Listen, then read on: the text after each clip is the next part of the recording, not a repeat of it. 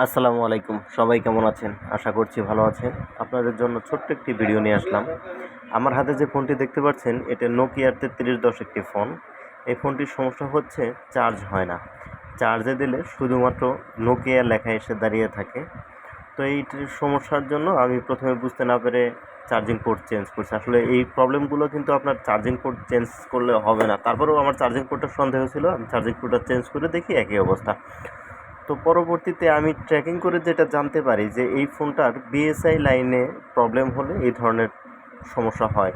আমি মিটার দিয়ে মাপ দিয়ে দেখেছি যে বিএসআই লাইনে মান আছে, কিন্তু মান থাকার পরেও একটা রেজিস্টর ওপেন হয়েছিল, যার কারণে এই প্রবলেমটা ছিল। আশা করছি আপনারা ভিডিওটাতে বুঝতে পারছেন যে আমি আসলে কোন রেজিস্টরটা করে দিয়েছি, মানে জাম্পার করে দিয়েছি। এটা আসলে 0 ওহমসের একটা রেজিস্টর ছিল। আপনারা চাইলে এটাকে